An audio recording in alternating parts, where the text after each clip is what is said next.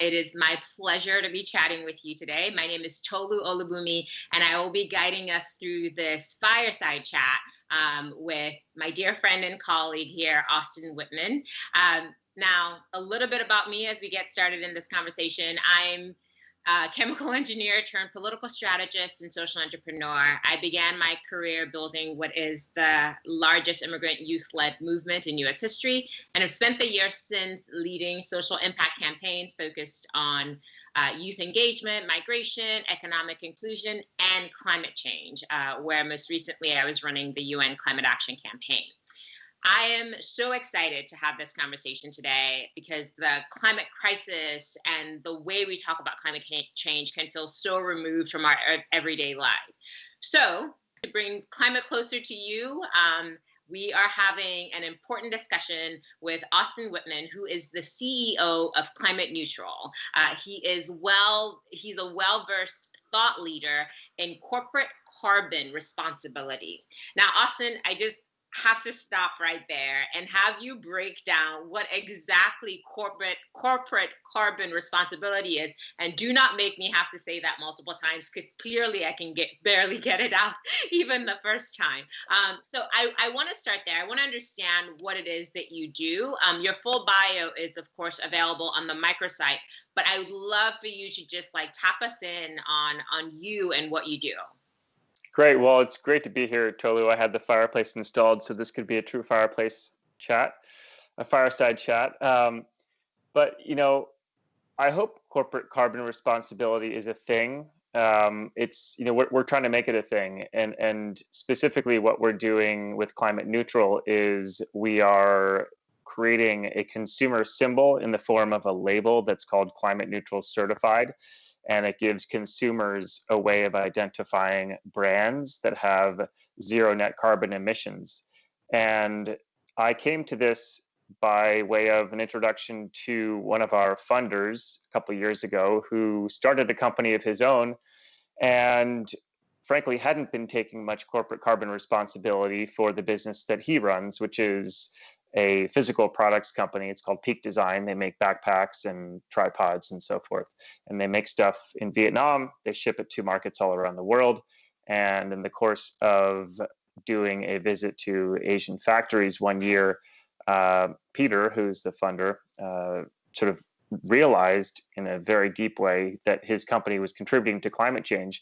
And that's frankly true of every company out there. And most companies have no idea how much they're contributing and really what to do about it. So fast forward about 2 years now, we've put together a framework that gives companies a way of understanding what their impacts are, and then offsetting those by investing in traditional carbon credits, carbon removals, and then working on plans to reduce their carbon emissions. And our hope is that by creating that symbol that consumers can recognize, we can really mobilize a lot more brands to do this so that more companies are taking responsibility for their carbon. Now, are you more on activating corporations or activating the consumer? I saw on your website that 75% of Americans are concerned with climate. Where are you focusing most of your energy with Climate Neutral? Yeah, that's a great question. I think we are trying to do both, but if you had to take one out of the equation, it would be more traditional corporate coalition building, right? So I would say more of our focus is on animating the consumer. If we don't animate the consumer, we're not going to get enough companies at a large scale to really care about this. So that's something that we're bringing that I think is a bit new to this space around eco-labeling and certification. The consumer has been left out of it. And there's not been a lot of kind of marketing marketing horsepower brought into these efforts. And the work that you did at the UN, I know a lot of that was on mobilizing people around climate. So you've got direct personal experience, which I'd love to hear more about. But I think that's fundamentally something that we think is important. You're absolutely right. Yes, we need large-scale, system-wide changes from governments and corporations, but there's also a part that consumers and everyday people have to play. There's a part for us all in taking climate action. Now, as consumers are more and more demanding that corporations engage more responsibly with people and the planet, there is clearly a window of opportunity here for the private sector to effectively lead on climate change and other social movements that still yield a business benefit. How are you finding those initial conversations and pulling corporations into this more responsible way of dealing with the climate when it comes to climate action? Yeah, I think I would say that with small companies, we're meeting a lot of really passionate owners and founders who want to make climate part and parcel of their brand identity. So they're building companies around, yes, cool products and, fun messaging and, playful branding, but they also see their responsibility as they build their businesses to take into account the impacts that they have on the global problem of climate change.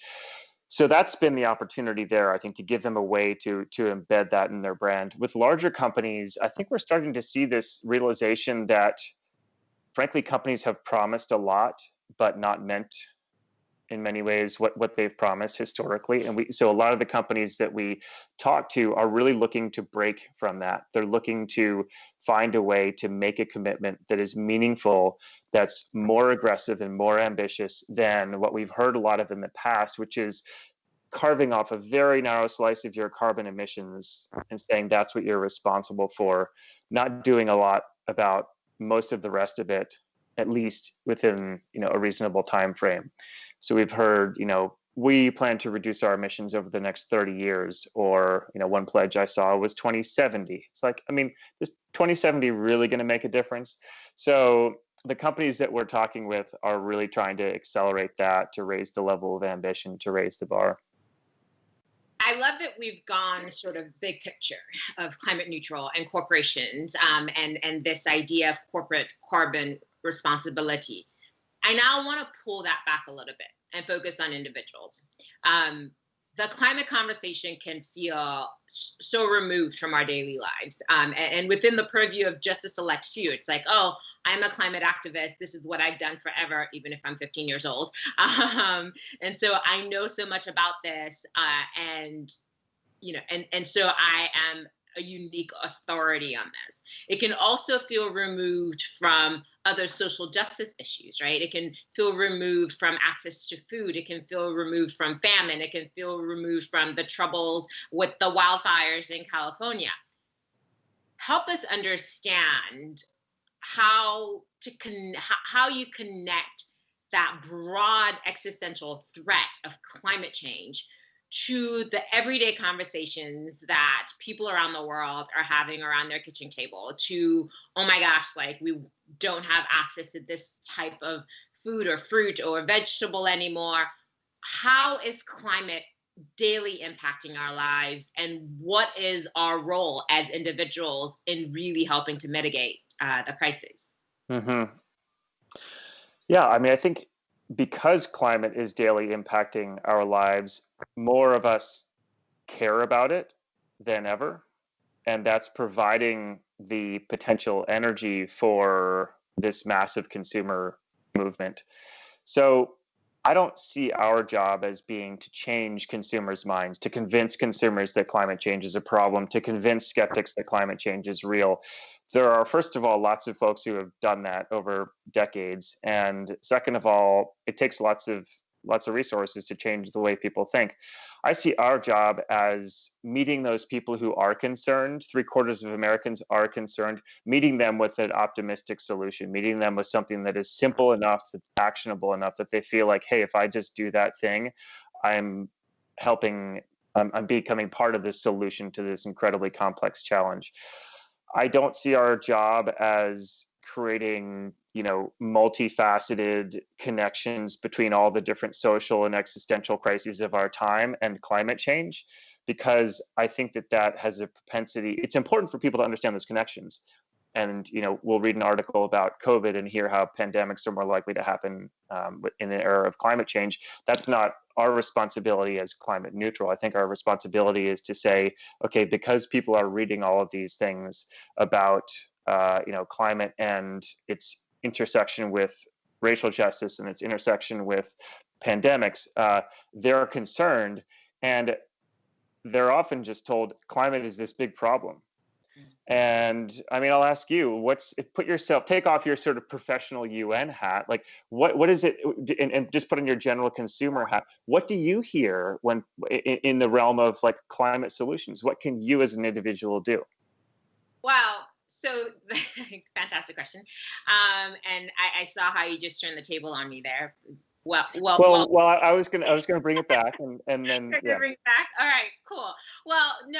So the work that I did on UN was really about activating individuals to feel like they aren't powerless when it comes to taking climate action. To feel like each of us, in our own little way, can make a difference when it comes to climate change. The focus was on everyday actions that each of us can take, and so whether it's the micro things that you can do, like taking shorter showers, using a reusable tote bag as opposed to a plastic bag, using a reusable water bottle. So those small steps that make you acutely aware of how climate and climate change is impacting your lives, it's impacting your consumer decisions, and then making adjustments wherever you can. And that, for us, it helps people feel more in control. Because like you said, climate can feel so broad and so big, and you feel like there's nothing I can do. I remember having a conversation with a friend explaining what I did at the UN when it comes to climate and why I'm so passionate about it. And the best way I was able to get through to her was to talk about jeans. A pair of jeans, to make a single pair of jeans, it'll take enough water for a person to consume over, 7 years of their life. That's how much water it takes to produce a single pair of jeans. When you break it down in that way, folks are like, wow, like I didn't know that. I didn't know that the fashion industry was such a large polluter. And so that's what I found when it comes to individuals. Like, if you bring it home and you make it simple and you break it down, then folks are better able to engage. Yep, totally. So great examples. I'll draw a line between the things. So you gave the example of shorter showers, reusable bags, right? To that, I will add like not eating meat, right? And those to me come in the category of simple behavior changes that are very easy to determine whether you're doing them or not, right? Was your shower 5 minutes or 10 minutes? It's immediately measurable. You know whether you did it. Was I eating steak or a banana? Yeah, pretty easy to observe that. So those things are important, and people are told we should do those, and that that counts for some fraction of your footprint. Then there's all these things that people are told that are like crazy ambitious. Move into a smaller house, trade in your internal combustion car for an electric car. Invest in solar panels for your roof. Those are important but expensive, and we're talking like 5 or 10 years before somebody can really kind of get their head around what that looks like. That's that's another category. So then the jeans. Let's get back to the jeans. So the jeans are a really good example because it's basically impossible for someone to tell when they buy a pair of jeans whether that pair of jeans had more or less impact on climate than the next pair of jeans. And that's the problem that we're trying to go after, is all of that consumer spending that's, doesn't include the showers and the steak, doesn't include the electric cars and the solar panels, but it's more about all the other carbon implications of the things that we spend money on day to day. And by giving people just a very simple, recognizable symbol that a brand has taken carbon responsibility, we're trying to shift consumer spending away from companies that aren't doing that toward companies that are doing that. I love that, because I think there is this power of the purse, right? Like, what you put your money where your mouth is, or I think that's how it goes. Forgive me, I'm going to plead immigrant on that one, since I probably screwed that up completely. Yeah, that's right. But I think it's so important that we invest our resources, our time, our talent, our treasure in the spaces and places that have the most positive impact on the world and on our planet. And so it sounds like your priority and what you are succeeding at is making folks more conscious, right? Helping them to make easier climate conscious decisions. And so when they go into a store, I have a choice between A and B. I know that A is better for the planet than B is better for the planet than B is. And that's really where you're leading people. Is that an accurate description of the work that you're doing? Yeah, I mean, people sometimes say, well, you can't solve climate change by getting people to buy more stuff. And to that, I would respond, we're not trying to get you to buy more stuff. We don't want you to buy 10 mattresses, right? We want you to just replace the mattress when you'd normally be replacing it, but replace it with a mattress that was made with an eye toward what its climate impacts were. Same thing with the jeans, or same thing with anything. So yeah, let's shift away from traditionally the old stodgy incumbent companies over toward more progressive and and aware and responsible companies that are going to be the brands of the future. And we've seen that a lot with corporations finding ways to invest in more climate conscious policies, whether it's through their supply chains, et cetera. Are there criteria for how you determine kind of who fits the mold and who doesn't? Is there a cutoff line? How can consumers kind of engage with the work that you're doing? Yeah, so we love it when consumers say, I've got this favorite brand and I'd love them to become certified. And we've got a little tweet generator on our website. People can go on and drop in the name of their brand, and they can send off a tweet and say, hey, go get certified. There's no real limitation to who will include, with a few exceptions, the edge cases around fossil fuel industries and so forth. But it's a big tent. Climate's a big problem. We need a big tent for it. So yeah, the extent that consumers are looking for brands, all the brands that we have certified so far are on our website. There's 146 of them, and we want more. So we want consumers to be the engine that powers that movement on the part of companies. I love that. And then if I could make this conversation a little bit more a little bit more personal for you, and tell us like what motivated you into doing this work. Like, I understand the trajectory of how you got there, but there's clearly a driving force. There's a passion within you to do what you do. I would love if you'd share a little bit about that passion with us. Yeah, it's interesting. People often talk about, oh, my children are going to have a terrible future if I don't take care of this problem, and this is why I'm motivated. That's not it at all for me. I think, I live in a Western country, and my kids are going to do just fine, relatively speaking, in the future. And I don't worry about them. What I worry about is all the other kids who, like you said earlier, don't have access to food, don't have access to water.